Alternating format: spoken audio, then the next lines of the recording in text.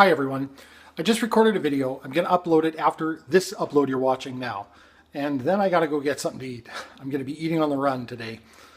I want to first apologize for the very clunky nature of the video that is going to follow this one. However, it's all that time permits. There were a couple of things I forgot to mention that I want to mention in this video.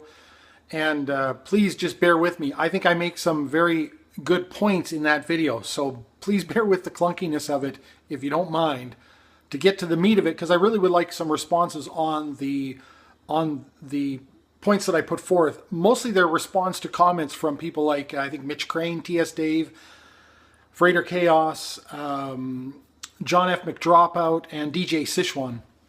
There's one comment that I wanted to get to specifically by Freighter Chaos that I forgot to get to in that video. And frankly, it was too long anyway. And that is, he alluded to this idea of our intuitive moral precepts that tend to be fairly universally held.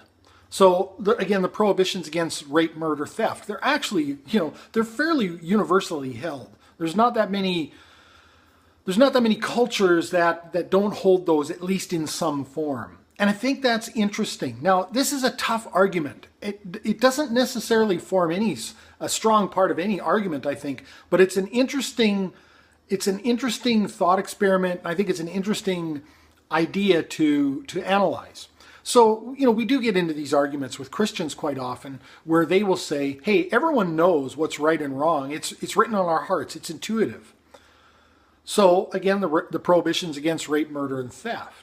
And that those are some sort of a confirmation of Scripture and a confirmation that God exists, is that you know these things intuitively. Where that breaks down, of course, is there is some differences. For instance, I don't intuitively know that homosexuality is immoral. There's no part of me that feels that. I feel that homosexuality is perfectly fine. I don't see it as a moral problem. And if I were homosexual, engaged in homosexual acts, or the thought crimes of homosexuality, the Christian might be able to say, well, you only are just suppressing truth of your moral intuition because you love your sin too much. Except that's not my particular sin. So I don't think that really holds water. But I think there is some value to recognizing this near universal intuitive morality on these particular points. Now, I think in some ways, it's very illustrative, once again, of the problems with subjective morality and moral relativism and the hopeful solution of objective morality and the utility that it would provide. And that is this. Freighter Chaos was making the point that, in the Middle East, there are some things they do which we would consider to be immoral, but he feels that deep down on some subconscious level, they actually know that what they're doing is wrong. And that's why they fight so vehemently to defend their position. Now, I think that's a little bit unfair because it suggests some knowledge of their subconscious inner workings and that sort of thing. However, they still tend to have the same kind of moral intuition on a basic level that we do, that murder is wrong. If they kill somebody, they behead somebody, they see that as a just killing. It's not murder in that sense. Same with rape. They've got prohibitions against rape. They've got prohibitions, sometimes stronger prohibitions than we have on theft. So what about the issues where we differ? For instance, beheading a journalist as being a just killing versus being murder. And I think that has to do with how the actual moral precept is viewed. And I think the moral relativism or the subjectivity of that is what allows people to morph that to suit their own ends. And so that's where I think a logical framework for an objective set of secular ethics is actually quite important, because then we can more clearly define what murder really is. In other words, killing for any reason other than in self-defense. Right? This is why a lot of moral philosophers and libertarian types, anarchist types, have developed frameworks such as the initiation of the use of force is immoral. That force enacted as a necessity of self-defense is not the initiation of that force, right? So if you kill in self-defense, you didn't initiate. Obviously, someone initiated you, and you have the right, through other logical frameworks, to defend your property, personhood being the very first property, and therefore you can, react with deadly force if necessary.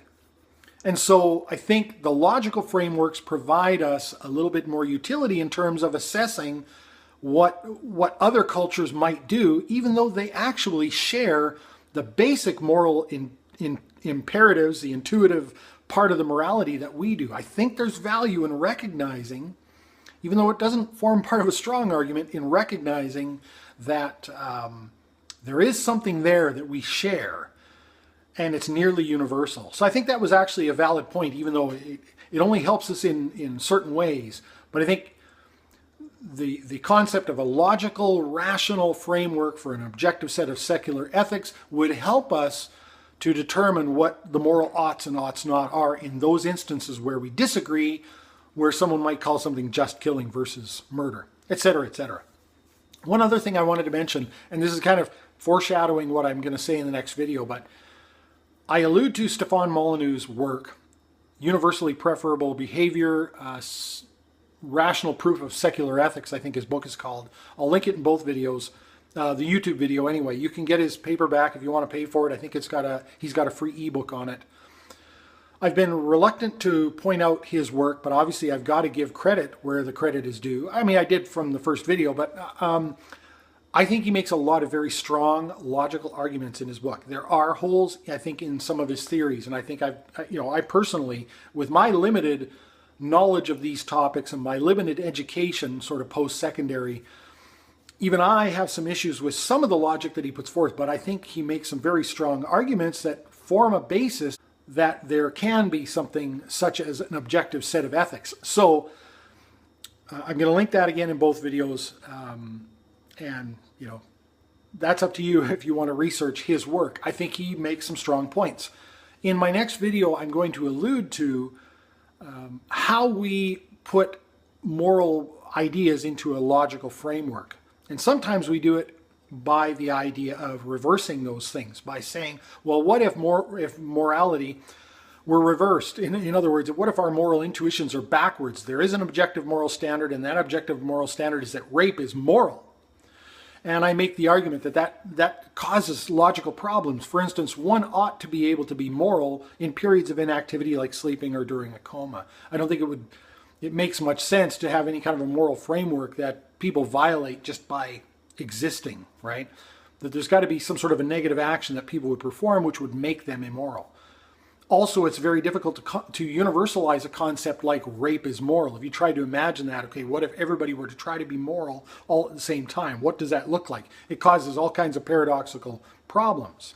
What I didn't mention in the video is how that works if morality is objective, and of course, the morals are more in tune with what our nearly universal moral intuitions are, that rape is immoral, and that murder is immoral, and that theft is immoral. Well, of course, then in periods of sleep or periods of inactivity, or just in periods of not doing any of those things, a perfect person can be considered to be perfectly moral. And I think that's all very important in that logical framework. There's lots more, but I want to get this video uploaded. And again, please bear with me in the next video, because I think I make some excellent responses or points. The responses aren't great, but I think I make some good points as follow-ups to some comments made by the people I mentioned in the earlier part of this video. Thanks as always for being a part of this conversation, and thanks for watching.